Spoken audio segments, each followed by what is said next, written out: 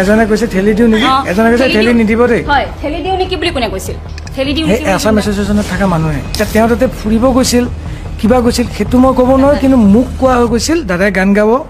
মই দাদাৰ লগত সংগী হিচাপে গৈছিলোঁ বজাবলৈ এজ এ মিউজিচিয়ান আপুনি কি ভাবে আপোনাৰ মতামতটো আপুনি কি ভাবে আচলতে সেইখিনি চাগে পানীটো সোমাই গ'ল চাগে তেতিয়া উশাহ বন্ধ হৈ গৈছিল চাগে সেইকাৰণে আস্তে আস্তে নীলা পৰি আহিছে সেইকাৰণে গৰম কৰি আছিলোঁ পানী সোমাই গৈছিল চাগে আপুনি কোৱা মতে খুব ইনষ্টেণ্ট হৈছে বস্তুটো ইনষ্টেণ্ট হওঁতে ইমান সহজে এইটো বস্তু ইনষ্টেণ্ট মানে তেওঁ পানীত তেওঁক মই যেতিয়া ধৰিছোঁ ফাইনটো ওলাইছে বমিটো কৰিছে তাৰ পিছৰ পৰা নাওখন লাওঁতে মই কৈছোঁ নহয় 7 পৰা 10 মিনিট লাগিছে তাৰপিছত তাতে 10 মিনিট 15 মিনিট আমি মানে অলমষ্ট 20 মিনিটৰ পিছত নীলা পৰি গৈছে এনেকৈ উইকনেছ অৱস্থাত যদি ইয়াতে এনেকৈ ছিংগাপুৰ নহয় ইয়াতো যদি এনেকৈ অকণমান ৰেষ্ট নলয় নাখাই নবৈ এনেকৈ থাকে ডেফিনেটলি এনেকুৱা এটা ইনচিডেণ্ট হ'ল হয় কিন্তু অসমত থকা হ'লে নাখাই নবৈ নাথাকিলেহেঁতেন বাৰে বাৰে ফ্ৰিকুৱেণ্টলি যেনেকৈ হস্পিটেল দাদাই চিজাৰ এটেক হয় আজি কিবা হয় হস্পিটেল এডমিট হৈ থাকে সেই মানুহটোক ৰেষ্টৰে দৰকাৰ আছিল মোৰ পাৰ্চনেলি কোৱা কথাটো সেইকাৰণে তেওঁক ৰেষ্ট নিদি পেলাই যদি নন ষ্টপ কাম কৰি থকা যায় তেতিয়া তেওঁ কোনোবা মুহূৰ্তত ডক্টৰবিলাকে কোৱা কথাবিলাক শুনিছোঁ যে কোনোবা মুহূৰ্তত কলেপছ হৈ যাব পাৰে এতিয়া সিদ্ধাৰ্থক মই সুধিলোঁ মই এতিয়া ক'ত যাম কৈছে আপুনি যাব নোৱাৰে আপুনি দিল্লীতে থাকিব লাগিব নহ'লে শ্বিলং যাব লাগিব মই কৈছোঁ মই কিয় শ্বিলং যাম কিয় দিল্লীত থাকিম কাৰণ মোৰ হাতত টিকেট নাই পইচাও নাই একো নাই চব কৰ্ডিনেশ্যনটো মেনেজমেণ্টৰ আণ্ডাৰত মইতো পাৰ্চনেলি যোৱা নাই তেওঁ বোলে নাজানো আপোনাৰ তাতে বোলে ৰিক্স আছে অমুক আছে মই কৈছোঁ মই নামানো মই যাম মোক কিবা এটা কৰি দে যে মই একো কৰিব নোৱাৰোঁ শেখৰ দা প্ৰথমে সত্যলৈ স্বাগতম জনাইছোঁ আৰু আমি বহুত কথা একো নাপাতো ডাইৰেক্টলি সুধিব বিচাৰিছোঁ আপুনি নিসংকোচে আপোনাৰ মনত যি আছে আপুনি কওক নিসংকোচে ক'ব আৰু যি মই সংবাদকৰ্মী হিচাপে আপোনাৰ ওচৰলৈ অহা নাই কিয়নো ময়ো এগৰাকী জুবিন অনুৰাগী আৰু আজি সৰু সজাত যিটো অৱস্থা আপুনি যদি চাইছে আপুনি দেখিছে গোটেই লাখ লাখ কোটি কোটি অনুৰাগী ওলাই আহিছে এই প্ৰখৰ ৰ'দতো আছে গতিকে মই আজি সংবাদ মাধ্যম হিচাপে নহয় মই অনুৰাগী হিচাপে আপোনাৰ কথা পাতিব বিচাৰিছোঁ যিহেতু অসমৰ সম্পদ শেষ হৈ গ'ল আৰু আপোনালোকৰ লগতে জুবিন দা গৈছিলে আৰু আপোনাক কোৱাও শুনিছোঁ যে আপুনি কেৱল মাত্ৰ মিউজিকৰ কথাখিনিহে গম পায় তাৰ বাহিৰে আপুনি একো গম নাপায় গতিকে সমগ্ৰ ঘটনাটো কিন্তু অকণমান হ'লেও আমি আপোনাৰ পৰা জানিব বিচাৰিম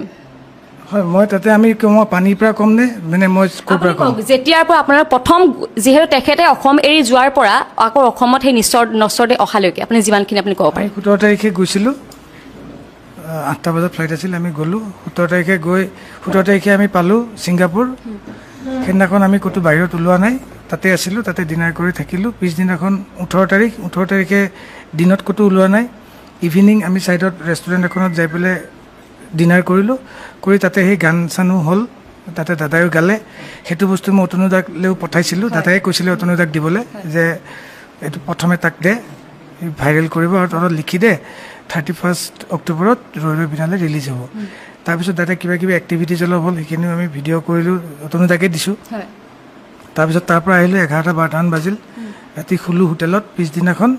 প্লেন 19 তাৰিখ প্লেন আছিল ইয়াকত উঠি ট্ৰেভেল কৰা তাতে সেইবিলাক কোনে মেনেজ কৰে কি কৰে সেইবিলাক মোৰ লগত কোনো ধৰণৰ কোঅৰ্ডিনেশ্যন নহয় আমাক যিটো কয় আমি সেইটোকে কৰোঁ তাৰপিছত আমাৰ পিছদিনাখন দুপৰীয়া 1 বজাত ওপৰৰ পৰা নামি আহিছোঁ তলত গাড়ী আছিল গাড়ী লৈ পেলাই গাড়ীখনত আমাক ইয়াকলৈ লৈ গ'ল পৰ্টলৈ ইয়াকত যাই আমি 40 মিনিট 1 ঘণ্টা আমি যোৱাৰ পিছত তাতে এটা পানীৰ দ্বীপ এটা আছে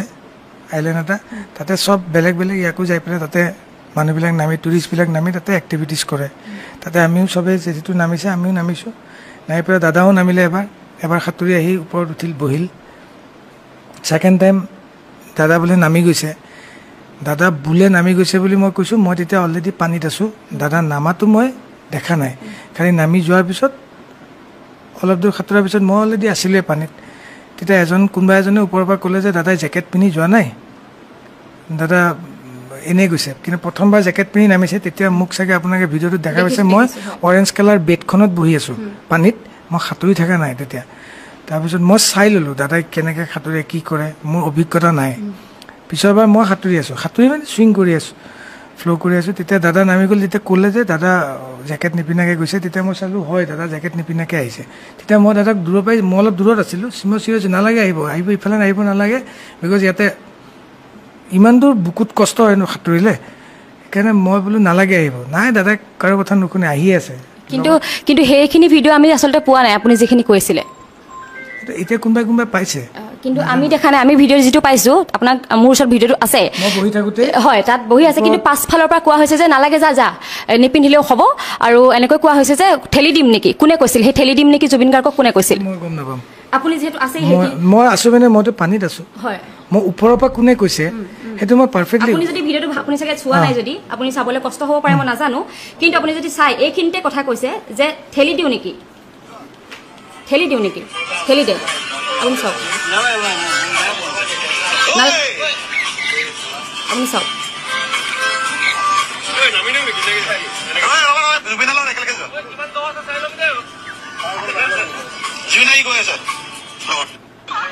এইকেইজনৰ ভইচটো যোনটো হৈছে এইজন আছাম এছ'চিয়েশ্যনত থকা মানুহ অ'কে ঠিক আছে এয়া ঠেলি দিওঁ এইটো ওলাই চাওক শুনিব দেই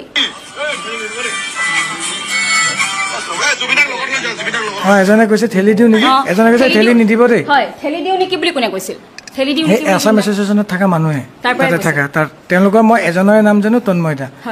যিজন দাদাক প্ৰথমবাৰ ভিডিঅ'টোত যে জেকেটটো পিন্ধাই আছিল সেইজন হ'ল তন্ময় দা বাকী কেইজনৰ নাম নাজানো কিন্তু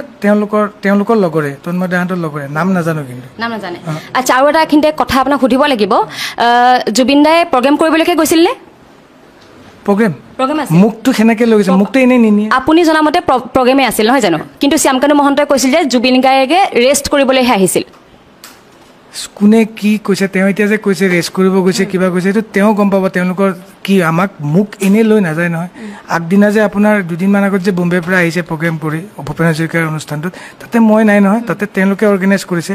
তেওঁ ক'ৰবাত ইনগ্ৰেশ্যন কৰিব যায় কিবাত যায় তাতে মই নাথাকোঁ নহয় কোনোবা চেনেলত টক শ্ব'ত গৈছে তাতে মই নাথাকোঁ নহয় মোক ক'ত দেখিছে আপোনালোকে য'ত প্ৰগ্ৰেম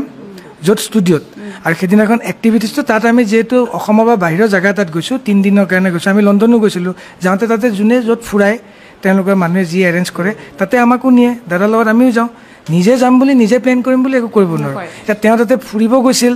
কিবা গৈছিল সেইটো মই ক'ব নোৱাৰোঁ কিন্তু মোক কোৱা হৈ গৈছিল দাদাই গান গাব মই দাদাৰ লগত সংগী হিচাপে গৈছিলোঁ বজাবলৈ এজ এ মিউজিচিয়ান আপুনি গম পাইছে আপুনি প্ৰগ্ৰেমতে গৈছে হয়নে কিন্তু আপোনাৰ এটা ইণ্টাৰভিউ আগতে আমি শুনিছোঁ যিটো ইণ্টাৰভিউ আপুনি কৈছিলে কিন্তু জুবিন গাৰ্গৰ আমি চাহটোৰ দৰে থাকোঁ আপুনি কৈছে সেই ইণ্টাৰভিউটো মই অলপ দেৰি আগত চাইছোঁ আৰু আপুনি কৈছে আমি জুবিন গাৰ্গক আমি দেখুৱাই নাথাকোঁ কিন্তু জুবিন গাৰ্গৰ লগত আমি সকলো কথাই শ্বেয়াৰ কৰোঁ বা সকলো কথাই জানো কিন্তু আপুনি এতিয়া কৈ দিলে যে আমি অকল মাত্ৰ ষ্টুডিঅ'ৰ ভিতৰত থাকোঁ বা এনেকৈ ধৰণে কথা কৈছে গতিকে গোটেইখিনি কিন্তু যদি চাবলৈ যায় কিন্তু মানুহে এতিয়া দুখ পাব যদি আপুনি যদি এতিয়া কয় যে মই অকল প্ৰগ্ৰেম আছে আৰু মই গৈছোঁ লগত সেইটো কথা কৈ দিলেতো আমি এতিয়া মানি ল'ম বা অসমবাসীয়ে মানি নল'ব কাৰণ আপুনি আগতেই কৈ থৈছে জুবিন গাৰ্গৰ প্ৰত্যেকটো কথা তেওঁ মোক শ্বেয়াৰ কৰে ময়ো আপোনাক শ্বেয়াৰ কৰা বুলি কোৱা নাছিলোঁ আপোনালোকে আকৌ এবাৰ চাই ল'ব মই কৈছিলোঁ মিউজিকেল যদি কিবা কথা হয় সেইটো কথাই মোৰ লগত ডিছকাছ কৰে আজি গানটো কেনেকুৱা হ'ব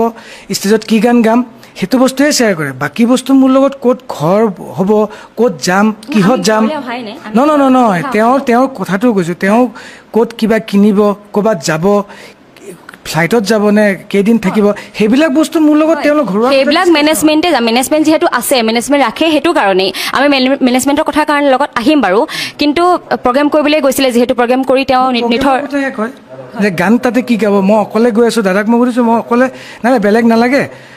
আমি তাতে এনেও 3 দিন আগতে গৈ আছোঁ তাতে তই টাইম পাবি মই কি গান গাম তোক কৈ দিম তাতে তই চাই ল'বি তই কিবৰ্ড মিডিটো লৈ ল তাতে মই চাই ল'ম মই সেইবিলাক কথা দাদাই চিনেমাখনত কোনটো গান কেনেকৈ বনাব সেইটো মোৰ লগত ডিছকাছ কৰে কোনটো গান কেতিয়া ৰেকৰ্ড কৰিম কোনটো গানত কোনে বজাব কোনে গাব সেইবিলাক পাৰ্চনেল কথা মোৰ লগত ডিছকাছ কৰে অকল মিউজিক ৰিলেটেড বাকী কথাত মোৰ লগত ডিছকাছ আপুনি কিন্তু ফেমিলিৰ নিচিনাকৈ বুলি একদম ফেমিলিৰ নিচিনাকৈ চব কথা কৈছে ফেমিলিৰ নিচিনা মই সেইকাৰণে কৈছোঁ ফেমিলিৰ নিচিনা মোৰ ঘৰতো আহে খালি বাকী তেওঁ মোৰ ঘৰত আহিলেও মোৰ ঘৰত মই তেওঁক লৈ অনা নাই তেওঁ নিজে আহিছে লগত PSO থাকে মোৰ ঘৰৰ পৰা যাওঁতেও উইথ PSO উইথ ড্ৰাইভাৰে যায় এবাৰ কিয় PSO নগ'লে সেইটোতো মই গম নাপাম আমাৰ ইয়াত প্ৰগ্ৰেম হ'লে য'ত যাওঁ PSO যায় কলিকতালৈ শ্ব' কৰিব গ'লেও মাজে মধ্যমে যায় কেতিয়াবা নাযায় যাব লাগিছিল আৰু তেখেতৰ যথেষ্ট অসুস্থ আছিল সেইটো কথা ডক্টৰ ময়ো কৈছোঁ ময়ো তাৰ দুদিন আগত দাদাৰ লগত নিজে ৰেকৰ্ডিং কৰি আছিলোঁ দাদাই গানেই গাব পৰা নাই মানে বহুত অসুস্থ হৈ আছিল উইক হৈ আছিল তো সেইটো ক্ষেত্ৰত তাৰ আমি 17 তাৰিখ গৈছোঁ 16 তাৰিখ ৰেকৰ্ডিং আছিল মই কেঞ্চেল কৰিছোঁ ষ্টুডিঅ'ত বিকজ দাদা আজি ৰেষ্ট ল'লে 17 তাৰিখ যাব পাৰিব 15 তাৰিখে লাষ্ট কাম কৰিছোঁ তেওঁ অসুস্থ থকাটো আজি নহয় সেইটো মই আজি 6 মাহৰ পৰা দেখিয়ে আছোঁ তেওঁ অলপ অসুস্থ তাৰ কাৰণে মই কৈছোঁ চবকে যে আকৌ ইমান দূৰ প্ৰগ্ৰেম কৰিব যোৱাটো তেতিয়া চবেই সবেই মিনছ কি আমাৰ মেনেজমেণ্টে হওক বাকী হওক সবেই কোৱা গ'ল যে এইটোতো আমি অন ৰোড ট্ৰেভেল কৰিব নালাগে, এইটো আমি ফ্লাইটত যাব অকণমান। সেইকাৰণে তাতে যাই পেলাই দাদাইও কৈছে তাতে যাই ৰেষ্ট ল'ম, 3 দিন এডভান্স গৈ আছোঁ, যায়ে মোৰ প্ৰগ্ৰেম কৰিব নালাগে। মই কি কৰিব গৈ আছোঁ, তই নগ'লে মই কেনেকৈ গান গাম, তই এইটো চাব লাগিব নহয়। মই কি গাব কওক, সেইটো নাজানো, তাতে যাম চাই ল'ম, তই বস্তুখিনি লৈ ল। মই এতিয়া কি ইনষ্ট্ৰুমেণ্ট নিম, ইনষ্ট্ৰুমেণ্ট নিলেও ৱেইট বেছি হয়। মই অকল লেপটপটো সৰু মিডি কিবৰ্ডখন চাউণ্ড কাৰ্ডখন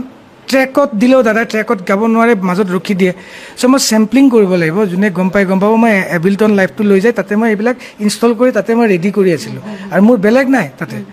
এতিয়া কোনে কেনেকৈ এৰেঞ্জ কৰিছে, আচলতে কেইটা গান গাব, অনুষ্ঠানটো কিহৰ ওপৰত ডেডিকেটেড,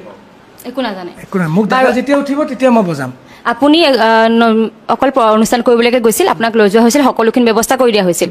আৰু তাত থকা খোৱা ব্যৱস্থাখিনি কেনেকুৱা হৈছিল? থকা খোৱা ব্যৱস্থাটো আমাৰ হোটেল এখন দিছিল। হোটেলখনতে দাদাৰ এটা ফ্ল'ৰত মোৰ লগত সিদ্ধাৰ্থ আছিলে, ৰুমত শ্বেয়াৰ কৰি, সন্দীপন বেলেগ এটা ৰুমত। পেন পেচিফিক বুলি হোটেল এখন আছিল, তাৰ সন্মুখতে কনভেনশ্যন হলত শ্ব' আছিল বুলি জানো। বাছ সেইখিনি। আৰু যিহেতু আপুনি কৈছে যে যিহেতু সাঁতুৰিবলৈ যোৱাৰ পাছত জুবিন দাক আপুনি যেতিয়া অচেতন অৱস্থাত দেখিছিলে বা তেওঁ পৰি গৈছিলে, তেতিয়া ওঠখন আৰু আঙুলি এটা নীলা হৈ গৈছে আপুনি কৈছে। উঠি অহাৰ পিছত ইমান সোনকালে মানুহ এজনৰ ওঠখন আৰু আঙুলিটো কেনেকৈ নীলা হ'ব পাৰে? আমিতো এনেকুৱা ধৰণৰ মৃত্যু বহুত দেখিছোঁ, যি পানীত ডুবি। নহয় আপুনি যে কৈছে ইমান সোনকালে, সেইটো ৰহস্য এটা আছে নিশ্চয়। ৰহস্যটো আপোনালোকে গম পাব তেতিয়াহ'লে। মই থাকি পেলাই যিখিনি কৈছোঁ সেইখিনি মই ক'লোৱেই ন আপোনাক, যে তেওঁক আপুনি কি ভাবে, আপোনাৰ মতামতটো আপুনি কি ভাবে? আচলতে সেইখিনি চাগে পানীটো সোমাই গ'ল চাগে, তেতিয়া উশাহ বন্ধ হৈ গৈছিল চাগে, সেইকাৰণে আস্তে আস্তে নীলা পৰি আহিছে, সেইকাৰণে গৰম কৰি আছিলোঁ, পানী সোমাই গৈছিল চাগে। আপুনি কোৱা মতে খুব ইনষ্টেণ্ট হৈছে বস্তুটো, ইনষ্টেণ্ট হওঁতে ইমান সহজে সেইটো বস্তু ইনষ্টেণ্ট মানে তেওঁক মই যেতিয়া ধৰিছোঁ, ফাইনটো ওলাইছে, বমিটো কৰিছে, তাৰ পিছৰ পৰা নাওখন লাওঁতে মই কৈছোঁ নহয় 7 পৰা 10 মিনিট লাগিছে, তাৰপিছত তাতে 10 মিনিট 15 মিনিট আমি মানে অলমষ্ট 20 মিনিটৰ পিছত নীলা পৰি গৈছে, নখটো নীলা পৰি আছে, আস্তে আস্তে নীলা পৰিছে, সেইটোহে মই কৈছোঁ। তাৰপিছত CPR দি আছে, ছাপৰ্ট কৰি আছে। তাৰ পাছৰখিনি কথা কওকচোন। CPR দি আছে, ছাপৰ্ট তেওঁলোকে কৰি আছে, নাই হোৱা আধা ঘণ্টা তেনেকৈ দিয়া গ'ল। তাৰপিছত পৰ্টত আহিলে, পৰ্টতে টানিলে, তাৰ পৰা আকৌ এক্সট্ৰা মেডিকেল টীম আহিল, তেওঁলোকে কিবা মেচিন চেচিন লৈও CPR দিলে। মানে অলমষ্ট গোটেই হেৰিটোত 1 ঘণ্টাৰ পৰা 1 ঘণ্টা 20 মিনিটমান হৈছে তেওঁ উঠি অহাৰ পৰা, পানীৰ পৰা। তাৰপিছত তেওঁলোকে হস্পিটেল লৈ গ'ল। হস্পিটেলত যোৱাৰ পিছত 1 ঘণ্টামান পিছত আমাক খবৰ দিছে তেওঁ আৰু নাই। আৰু যেতিয়া তেওঁ নাই বুলি গম পাইছিল, তাৰ পাছৰ পৰা আপোনালোকে কি কৰিছিল? আপোনালোকে কি কৰিব পাৰিছিল সেইটো সময়ত? আপোনালোকে কেনেকৈ তেওঁক চাব পাৰিছিল নে, নাই পোৱা নে, কি হৈছিল? চাব পোৱা নাই, পিছদিনা পাইছোঁ। আৰু যিহেতু আৰু এটা কথা সুধোঁ, আপুনি অকণমান আগতে ক'লে যে ফ্লাইটত আমি একেলগে আহিছিলোঁ, কিন্তু সেইটো কথা আপুনি গম পোৱা নাছিল? হয়, গম পোৱা নাছিলোঁ। ফ্লাইটত মই নিজাকৈ টিকেট কাটি আহিছিলোঁ, এয়াৰ ইণ্ডিয়া ফ্লাইটত, আৰু দাদাক বেলেগকৈ নিয়াৰ কথা আছিল চাৰ্টাৰত, কিন্তু নাজানো কি হ'ল, যোনে কৰিছে ঠিক তেওঁলোকে গম পাব। ফাইনেলি ইয়াত লেণ্ড হওঁতে গম পাইছোঁ যে দাদা মই অহা ফ্লাইটখনতে আহিছে তলত, মানে কফিনটো। আৰু তেতিয়া দাদাক লৈ যাওঁতে সেইখিনি এটা অনুষ্ঠান এটা কৰিছে তেওঁলোকে, সেইটোৱে। মই সেইখন ফ্লাইটতে আহিলোঁ ফাইনেলি। আৰু এটা কথা কিন্তু আপুনি সময় অকণমান দিবই লাগিব, আৰু এটা কথা সুধিব লগা আছে। স্ক্ৰীনশ্বট কেইটা বহুতকেইটা ভাইৰেল হৈ আছে, তাত আপুনি এটা উল্লেখ কৰিছে, এই কথাটোৱে সকলোকে দুখ দিছে যে জুবিন দা ছিংগাপুৰত নহ'লেও কিন্তু অসমত থাকিলেও মৰিলেহেঁতেন। জুবিন দা, মই যে আপোনাক অকণমান আগত কৈছোঁ, 1 বছৰ আগৰ পৰা 6 মাহ আগৰ পৰা জুবিন দাক অসুস্থ দেখি আছোঁ। জুবিন দা যদি এই অসুস্থ অৱস্থাত, এনেকৈ উইকনেছ অৱস্থাত যদি ইয়াতে এনেকৈ, ছিংগাপুৰ নহয় ইয়াতো যদি এনেকৈ অকণমান ৰেষ্ট নলয়, নাখাই নবৈ এনেকৈ থাকে, ডেফিনেটলি এনেকুৱা এটা ইনচিডেণ্ট হ'ল হয়। কিন্তু অসমত থকা হ'লে নাখাই নবৈ নাথাকিলেহেঁতেন। আপুনি কেনেকৈ গম পাইছে? কিয় তেওঁৰ অসমত এইটো, শুনক, আপুনি মোক কুৱেশ্যনটো এইটো নকৰিব, কাৰণ এইটো কাৰণে কৈছোঁ, অসমত তেওঁৰ এটা ছিকিউৰিটি আছে, অসমত গৰিমা বৌ আছে, কিন্তু ছিংগাপুৰত গৰিমা বৌ নাছিল, তেওঁৰ ছিকিউৰিটি নাছিল, হয়নে নহয়? ষ্টুডিঅ'ত যিটো পাইছোঁ, ষ্টুডিঅ'ত থাকোঁতে তাতে গৰিমা বৌ নাথাকে, তাতে PSO থাকে আৰু জুবিন দাহে থাকে। তাতে ময়ো নাথাকোঁ, মই ষ্টুডিঅ'ত কাম কৰা সময়খিনিত থাকোঁ। আমাৰ মানুহখিনি যিয়ে লগ পাই জুবিন দাক তাতে থাকে। মই যে আপোনাক ক'লোঁ দাদা উইকনেছ দেখিছোঁ, ইয়াতে মই উইকনেছ দেখিছোঁ, সেইকাৰণে মই কৈছোঁ দাদাক বাৰে বাৰে কওঁ যে দাদা অলপ খাব, শুব। সেইখিনি তেওঁৰ লগত যোনকেইজন PSO থাকিব তেওঁলোকে গম পাব। মই যে ইয়াক মেছেজটো দিছিলোঁ পাৰ্চনেলি, দাদা তাত নহয় ইয়াতো হ'ল হয়। এনেকৈ যদি কণ্টিনিউ দাদা ৰেষ্ট নোলোৱাকৈ থাকে, তেতিয়াহ'লে হয়তো চাগে ইয়াতো হ'ল হয়। বাৰে বাৰে দাদা ইমান তাৎক্ষণিক নহ'লহেঁতেন চাগে, নিশ্চয় তাৎক্ষণিক কেতিয়াও নহয়, কিন্তু বাৰে বাৰে ফ্ৰিকুৱেণ্টলি যেনেকৈ হস্পিটেল দাদাই চিজাৰ এটেক হয়, আজি কিবা হয়, হস্পিটেল এডমিট হৈ থাকে, সেই মানুহটোক ৰেষ্টৰে দৰকাৰ আছিল। মোৰ পাৰ্চনেলি কোৱা কথাটো সেইকাৰণে তেওঁক ৰেষ্ট নিদি পেলাই যদি নন ষ্টপ কাম কৰি থকা যায় তেতিয়া তেওঁ কোনোবা মুহূৰ্তত ডক্টৰবিলাকে কোৱা কথাবিলাক শুনিছোঁ যে কোনোবা মুহূৰ্তত কলেপছ হৈ যাব পাৰে মই সেইটোৰ ওপৰতে তাক মোৰ পাৰ্চনেলি ঠিক আছে আপুনি যিহেতু কৈছে যে অকণমান সময় লৈছোঁ সময় দিব লাগিব আপুনি নিশ্চয় কৈছে যে আপুনি দেহা বেয়া দেখিছিলে তেতিয়াহ'লে আপুনি এবাৰ হ'লেও কোৱা নাছিল নেকি ছিংগাপুৰলৈ নাযাওঁ মই কৈছোঁৱে আপোনাক আগতে কৈছোঁ আপুনি পাহৰিলে